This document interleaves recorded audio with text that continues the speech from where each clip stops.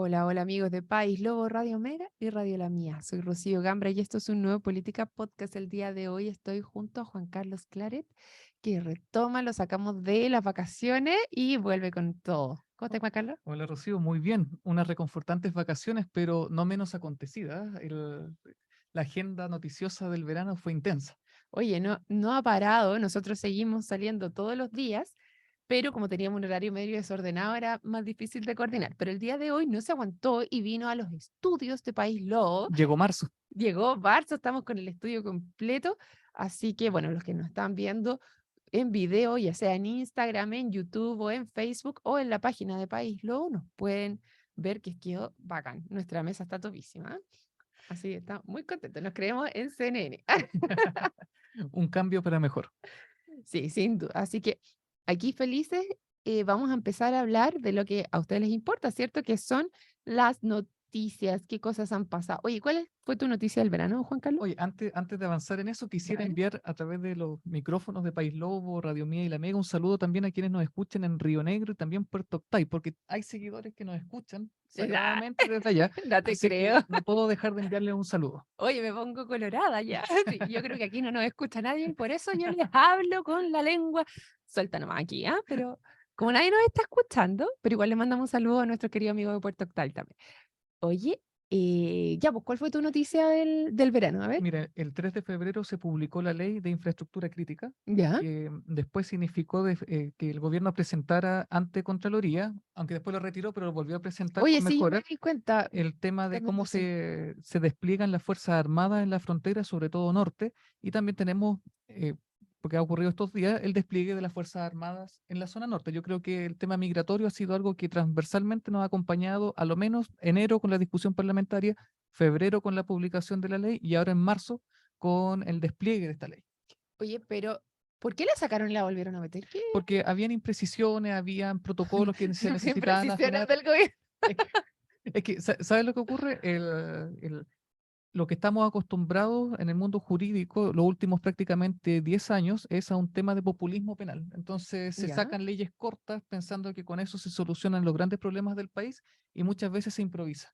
Entonces lo que ha ocurrido es que en cuanto a infraestructura crítica, claro, había clara un problema que solucionar, se dijo ya se necesitan los militares, pero no se sabía cuáles eran las atribuciones de los militares, cuál era el protocolo, si llega un inmigrante ilegal se corre las armas primero o hay un protocolo previo. Entonces, claro, hay control de identidad, juego de luces, no, sí, es una cuestión que Claro, sí, bastante extraña. en otro programa leímos todas las 7 cosas que tenían que hacer antes de disparar y nos Exacto. quedó dando vuelta una duda que quizás tú me puedes ayudar, o a todos los que nos están escuchando. ¿Qué pasa si es que le disparan?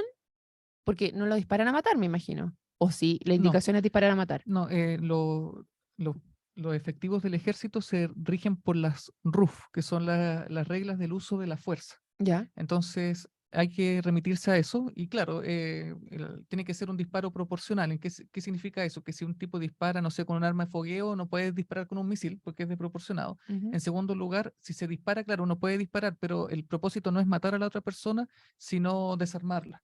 Ya, es Entonces, que podría ser a las piernas, por ejemplo. ahí Entonces, era mi pregunta, porque cuando tú disparas a esa persona y cae en suelo chileno, lo tienen que tomar, y si cae en el otro suelo, en el del otro país, ¿para dónde se va? O igual lo tienen que tomar, ingresar al país y llevar a un hospital. es un buen punto y ahí rige el derecho humanitario, sería que, dado que Chile es el que tiene conocimiento que la otra persona está en riesgo vital, tiene que socorrerlo. Ya, o sea, Es nosotros, parecido a pillar a persona en alta mar, digamos. El país que lo pilla tiene que socorrerlo. ya, pero nosotros estamos evitando que entren, entonces acá le vamos a disparar y lo vamos a pensar, o sea, Es un contrasentido, digamos. entendiendo lo que significa dispararle a una persona, que se le puede hacer un daño grave, pero al final es como, claro, estoy aquí, no estoy en ningún riesgo, pero voy a seguir pasando, voy a pasar, voy a pasar, voy a pasar, y ahí que lo tomas detenido, ¿qué El, hace? mira, El- claro, si lo que él hizo constituye delito, después se le procesa. Pero, ¿qué es lo que ocurre? pero Tú espérate, puedes, si entró ilegalmente no constituye delito. sí, pero no para arresto. Entonces, no es para meterlo en prisión. La sanción, a ver, ¿qué es lo que ocurre? En temas migratorios, nosotros teníamos una regulación muy antigua que era del año 70. Entonces, antes era la segunda y esa, ahora tenemos una ley que está más acorde también al derecho internacional de los derechos humanos. ¿Y eso qué significa? Que entrar clandestinamente no constituye un delito penal, sino que constituye una infracción. ¿Y cuál es el castigo? El castigo de eso es la expulsión. Entonces, claro, uno por temas humanitarios puede socorrer a la persona, pero la otra persona sabe que se tiene que ir. Entonces, después, ¿qué es lo que uno hace? Lo embarca en un avión y lo envía a su país de destino Pero no o lo de dejaste origen. con prisión preventiva ni nada, ¿o sí? Porque ingresar clandestinamente no es un delito penal. Ya, pero ¿y después cómo lo encontraste? ¿De vuelta? No, pues por eso, pero si la persona, por ejemplo, tú lo pillas en flagrancia, porque no es que haya ingresado clandestinamente, sino que, por ejemplo, le disparó a un militar. Entonces, ¿Le disparó a un militar o un militar le disparó? puede ser que se hayan enfrentado, por ejemplo. Ya. Entonces, imagínate un coyote que ingresa, digamos, por la frontera, se agarran a balazo. Entonces, claro, ahí lo que podría hacer si el Un tipo sale herido. coyote entendido como persona que trae a otras. Exacto. Ok, Entonces, imagínate un militar le dispara, el militar lo que tiene que hacer es evitar la muerte de esa persona, por lo tanto, lo que tiene que hacer es ponerlo a disposición dentro de 12 horas a carabineros. Carabineros lo llevará a un recinto asistencial para que no se muera, y una vez que ya está, digamos, sano o en recuperación, se le pesca y se le devuelve a su país de origen. Esa es más o menos la lógica con la que funciona y no podría ser de una manera distinta, porque vuelvo a insistir, todo lo que era política migratoria que nosotros teníamos desde el año 74, eso se actualizó y está acorde al tema del derecho humanitario de los derechos humanos. ya, entonces ahí, pero si tú le disparas a un militar o a un policía, eso igual es constitutivo de delito, Eso es po. constitutivo de delito. Entonces, Entonces, ¿ahí qué hace? Porque sí, no puedes agarrarlo en el avión y mandarlo de vuelta nomás, sí, o igual. de hecho, hay una posibilidad de que una persona que ha sido, una persona extranjera que ha sido condenada, una de las penas con las que uno puede sustituir la cárcel es precisamente la expulsión. Ah, Eso ok, ok. ya, eso existe desde antes, digamos. Entonces, para los extranjeros existe esa posibilidad. Ya, ¿Para entonces, qué lo vamos a tener en cárcel chilena? Lo que queremos es que no esté dentro del territorio de la República. Por lo tanto, perfecto. váyase del país. Ya, entonces aquí sería efectivamente hacer uso de la fuerza y de las distintas etapas para evitar que la persona ingrese. Y una Exacto. vez que ingresa, si se le dispara, porque si ingresa y no le has disparado, ¿qué pasa ahí? Mira, si ingresa y no se le ha disparado, a ver, si es sorprendida, la política, ¿qué es lo que dice la nueva ley de migración? Al respecto, que tiene que ser puesto a disposición de la autoridad policial. Entonces, la autoridad policial, que depende del Ministerio del Interior, informa a su superior, que es el Ministerio del Interior, y el Ministerio del Interior, ya sea a través de las delegaciones provinciales o regionales, aquí el tema migratorio lo ve Claudia Pailalef, que es la delegada provincial, Ya. tiene Aquí en Los que, Lagos. en la provincia de Osorno. Ok, En Santiago lo ve la Intendencia Metropolitana. Entonces, ¿qué es lo que tiene que hacer? Es entonces evacuar una resolución que disponga su expulsión y en virtud de esa, digamos, resolución administrativa se procede con la expulsión de esta persona. ¿Qué es lo que se estila en estos asuntos? Que el asunto es un poco más complejo porque generalmente las personas son sorprendidas ya estando en territorio nacional, no en la frontera. Tenemos, ¿cuánto? 4.000 kilómetros de frontera, si no más. Entonces, es muy fácil vulnerar, digamos, todo el recinto tanto de ingreso internacional como al mismo tiempo el resguardo de los militares. Generalmente a estas personas las pillan en controles de identidad en la plaza de armas, por dar ok. un ejemplo. Y en ese caso, lo que complica la expulsión de un extranjero es lo que se conoce como reunificación familiar. Porque, y esto lo sé bien porque mi práctica profesional la hice en la Intendencia de Santiago, entonces migración nosotros lo veíamos todos los días. Teníamos que hacer decretos y cosas por el estilo. ¿Cuál es la estrategia con la que muchos Ujú. migrantes ingresan? Ingresan sabiendo de que si te expulsan, contrata un abogado de servicios jesuitas migrantes o de la Corporación de Asistencia Judicial y presenta un recurso de amparo. Entonces, eso inhibe de que te expulsen.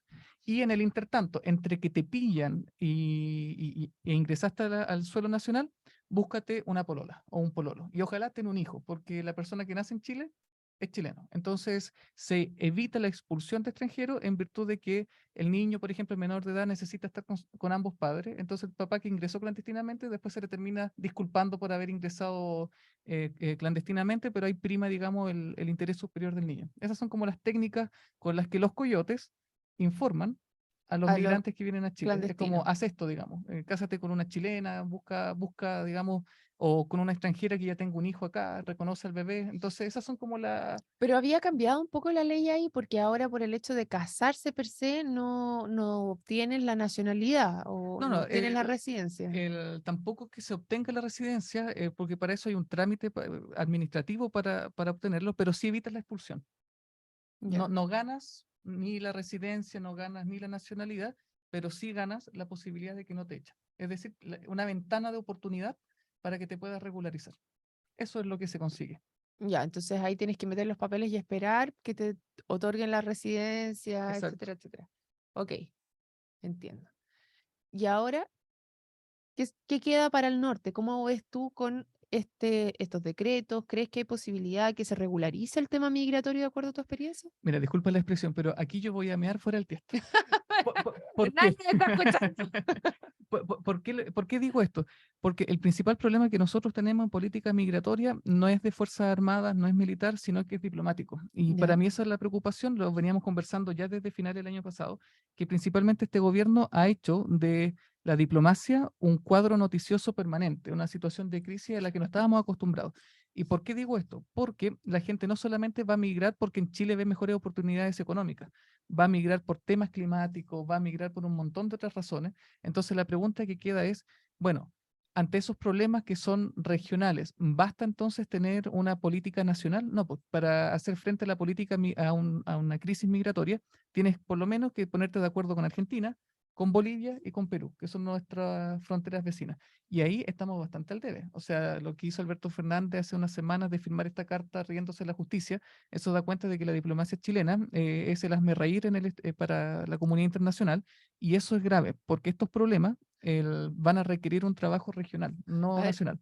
para los que no nos han escuchado todos los días, porque obvio que también estaban de vacaciones y a lo mejor no están entendiendo de lo que estamos hablando, explica bien a qué te refieres cuando dices que el presidente Alberto Fernández se rió de la diplomacia chilena. ¿Te refieres a la carta de Meo? A la carta de Meo, Ya. tal cual, Marco Enrique Domina. Exacto, no tiene que ver No con mi sigamos expresión. con los pipí.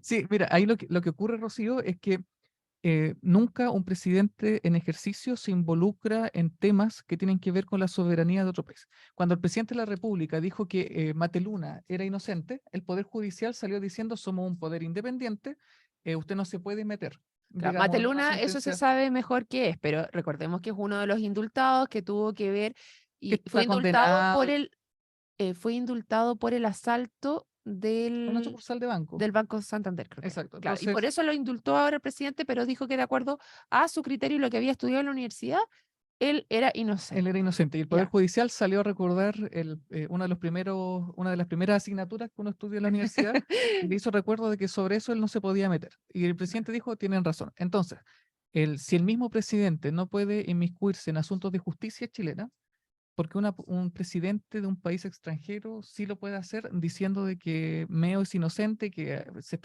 digamos, los jueces no son imparciales y que hay una persecución política en su contra. Eso no solamente es un atentado diplomático, sino que es un atentado a la soberanía del país, porque hay una potencia extranjera que se está involucrando. Ujú. En todo caso, Alberto Fernández tiene una historia de inmiscuirse en temas de judiciales, porque en Argentina ya se había metido con el juicio de Cristina Kirchner también, invalidando a los propios jueces argentinos. Entonces, darse el salto para el país de al lado, en verdad, Sí, como que pero le da con un otros poquito lo países, mismo, como ¿no? por ejemplo con Perú, no lo hace. ¿Por qué? Porque Perú, la Torre Tagle, que es la diplomacia peruana, que está mucho más avanzada y desarrollada que la de nosotros, no se lo permite. Pese que Perú ha dado varias noticias que uno podría comentar, lo cierto es que a ellos no se la hacen. Y no se la hacen precisamente porque tienen una diplomacia que es bastante disuasiva. Es decir, sabe que si lo hace, no va a ser gratis. En cambio, en Chile, sí. Entonces la pregunta es, con una diplomacia disminuida, ¿cómo el país se posiciona como referente regional para que al menos con sus países limítrofes pueda dirigir una política migratoria seria mirando el futuro, donde no solamente el problema es de Chile, sino que también es de Argentina, Perú y Bolivia? Y es bastante difícil cuando tienes bastante revuelto el panorama en el resto del sector. ¿Te acuerdas que esta semana, no sé si esta o la semana pasada, salió en Bloomberg o en el New York Times, no me acuerdo, en alguno de los dos que decía que Chile era una buena casa, pero en un mal barrio? Tal cual.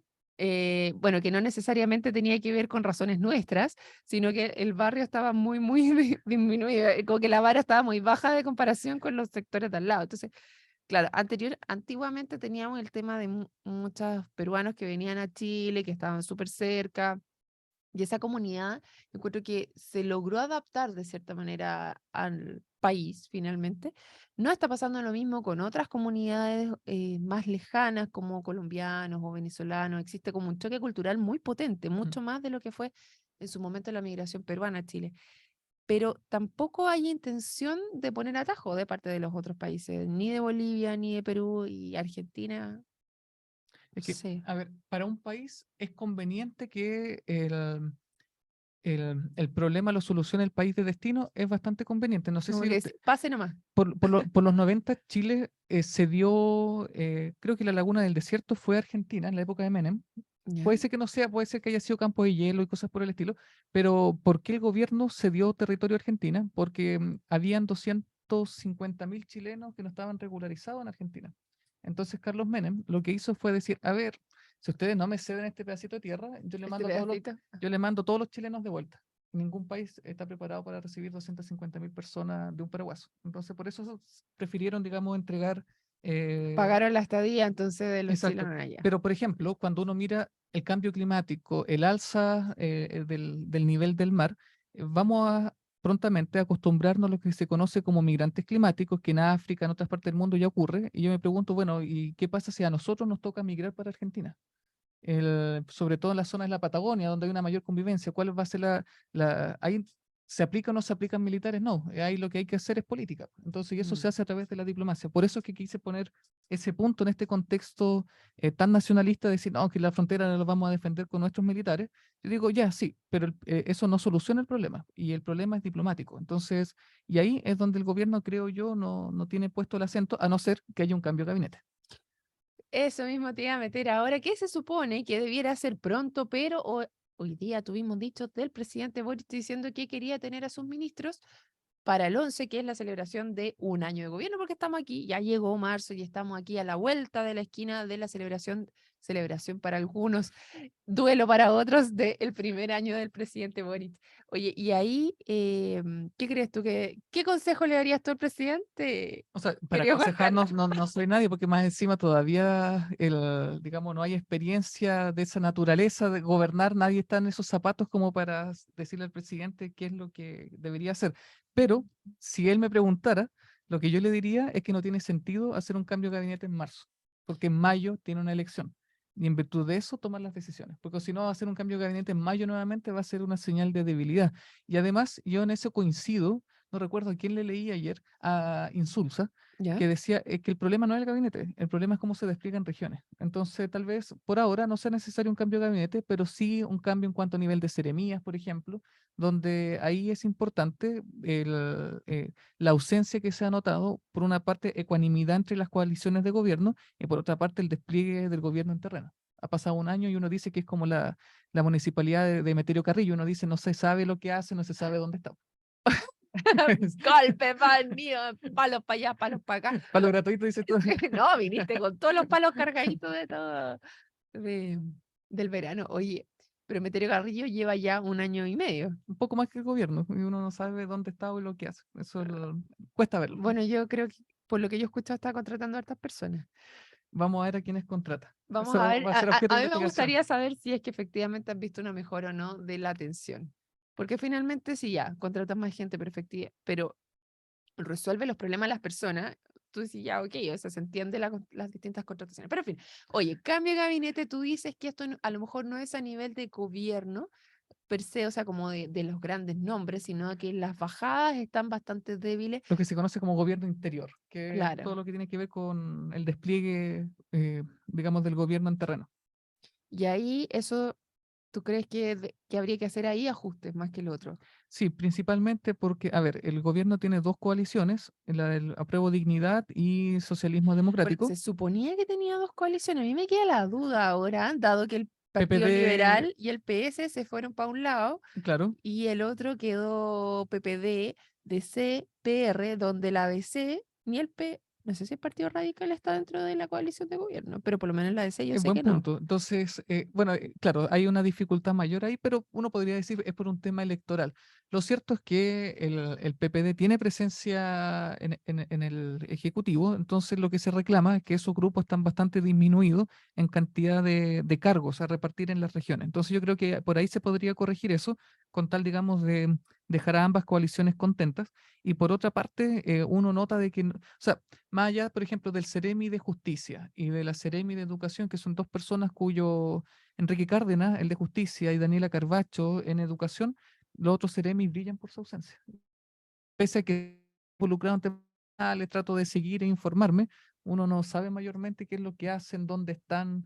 Entonces, salvo esos dos Ceremis de justicia, quienes aprovecho de felicitar. Pero Bueno, acá a País lo han venido a contar. El otro día vino la Seremi de de gobierno gobierno, nueva que sí. cambió hace poquito. Era Luz Torres la anterior y Sí, asumió ella, sí. sí. Y ella nos contaba que no, oye, soy tan mala para los nombres, yo debería empezar a acordarme más, pero la Seremi nos contaba que vienen con una propuesta distinta a ahora para enfrentar marzo y cómo se viene, venían con una propuesta bastante feminista, su primer hito es ahora el 8M propiamente tal, y vino a comentar también en ese minuto el tema de la influenza aviar Mm, y el tema del tifus. Y también tuvimos Tema aquí, súper prioritario para la región, súper. y tuvimos también al ministro de Economía. Del Ya, Ceremi, al Ceremi, Ceremi, sí. Ceremi, ya, que con el estudio nuevo, aquí se sube el pelo, ya estamos con de ministro, no, vino Ahora solo, piden venir acá. Eso, piden venir, sí, a vernos acá, el Ceremi de Economía, y ahí estaban hablando con un plan de reactivación, con entiendo. distintos puntos, y empezamos a tocar algunos, pero muy por encima, porque nuestros programas son cortitos, entonces, como que él comentó una leve pincelada de lo que se estaba haciendo, así que ellos dos sí nos han venido a contar un poco de lo que estaban, eso debo decirlo. Buenísimo. Ahora el resto, ahí no sé, porque con los otros no he hablado. Y también estaba medio de vacaciones con los niños en la casa. Hoy le aprovechamos a mandar un saludo a todos aquellos que volvieron de vacaciones, que empezaron las clases y que empiezan a reajustarse todo de nuevo. Se nos viene un super lunes. Se nos viene el super lunes, exactamente. Oye, en los minutitos que nos quedan, cosas interesantes que también han andado dando vuelta. Me llamó mucho la atención de un reportaje del Libero, donde habla que la entrega de viviendas sociales cae un 40% durante la gestión del ministro Montes. Mm. Estuvo la Seremi Carbachi, no Carabacho, la Luz Pero ese era de gobierno. anterior, de gobierno, De pues sí. gobierno, Ella ya sí. vino y una de las principales cosas que nos decía era que venían muy fuertes con el tema de la entrega de las 260.000 soluciones habitacionales. Yo dije, wow, o sea, Piñera entregó, y en ese día le pregunté así como, ¿cuánto entregó Piñera? ¿Cómo estaban? Y me decía, no, entregaron mucho menos. Y claro, porque estaban mezclándome los números entre cuánto entregaban año a año Mm. versus el total de casas que se querían entregar en este tema. Ahora, el problema está y que al parecer la promesa está bastante complicada porque estaría como en un 12%, como que la entrega de estas casas está bastante más bajo. La noticia la vimos justo antes de entrar, por lo tanto no tenemos mayores antecedentes, pero sí, aquí los encontré. Dice así el Libero, lo cito a ellos porque Mm. de ellos fue el La fuente. reportaje, la fuente, exactamente. Las cifras son contundentes. Si entre el 2011 y el 2021 se entregaron 5.639 viviendas. O sea, en 10 años se entregaron 5.639 viviendas Mensuales. mensuales en promedio. Esa cifra se derrumbó en 40% durante los primeros 9 meses de gestión del ministro Son del como Partido 3.000, ¿no? Socialista. Es decir, entre marzo y noviembre del 2022, el gobierno de Boric solo entregó 3.456 viviendas sociales mensuales en promedio. En estas cifras se incluyen todos los subsidios habitacionales de Envimbus, contenidos en los decretos 01, 40, 10, 19, 116 y 49, entre otros que contemplan el beneficio del Fondo Solidario, integración social, territorial, vitalidad, son varias cosas que incluyen ahí. Entonces, yo no sé si estarán aquí mezclando peras con manzanas. Yo creo que ahí a la Lisa le puedo ir a preguntar cuando vuelva, porque nuestros chiquillos se fueron a Santiago, Héctor y la Lisa andan de viaje por allá para traernos más información. Pero el tema es que el plan de emergencia habitacional que iría el ministro Montes tiene apenas un 12% de avance Pero al noviembre pasado. ¿sabe lo que me pasa con esa noticia? Es que yo creo que el dignidad, ¿cómo es? No, elegancia obliga. ¿Cómo es que el dicho? Eh, ya, no, Se entiende. Entonces, nobleza obliga. no les obliga. ¿Y qué quiero decir con esto? Porque, claro, uno podría decir, oye, que mal lo está haciendo el ministro Montes, pero yo creo que hay hartos factores que podrían explicar eso. Mm. En primer lugar, tenemos el alza de los costos de los materiales. Entonces, claro, comenzar una política habitacional con un presupuesto de un gobierno anterior, donde el contexto económico era otro, puede ser que no sea conveniente o se elevan demasiado los precios. Por eso es que la región de los lagos, de hecho, tiene en cuanto a política pública una tasa de ejecución muy baja, porque los materiales se dispararon. Y por otra parte, la quiebra de las empresas. Es cosa de ver lo que están construyendo aquí en Ovejería, Tercera Cuesta, la empresa Pacal se declaró en quiebra y las viviendas quedaron tiradas. Sí, es que ahí das con dos puntos. ayer lo conversábamos con Alicia también, donde decíamos que cuánto tú le puedes asignar efectivamente a un gobierno que está tomando lo que el gobierno anterior dejó. Claro, Efectivamente, el presupuesto, y le hablábamos que el presupuesto fiscal, por primera vez teníamos un superávit y que había quedado de acuerdo a lo que había dejado el gobierno anterior. Y justamente lo que señala es súper importante porque el aumento de los materiales versus presupuestos anteriores, de cuánto era lo que tenían presupuestado gastar por concepto de materiales, sin duda había cambiado. Ahora, ¿qué tan rápido es el gobierno, qué tan eficiente para hacer esos cambios para que las empresas puedan seguir construyendo? Esa es claro, gestión, pero también está dado qué tan amarrado está este presupuesto que había quedado asignado, que tenías que tratar exacto. de mantenerlo dadas las condiciones del país. Así que es súper interesante el Va a ser punto. tema para seguimiento. Yo creo que es noticia en desarrollo. Así que, queridos amigos de País Lobo, Radio Mía y Radio de Amega, los dejamos sumamente invitados para mañana para otro Política Podcast. Nos vemos. Nos vemos.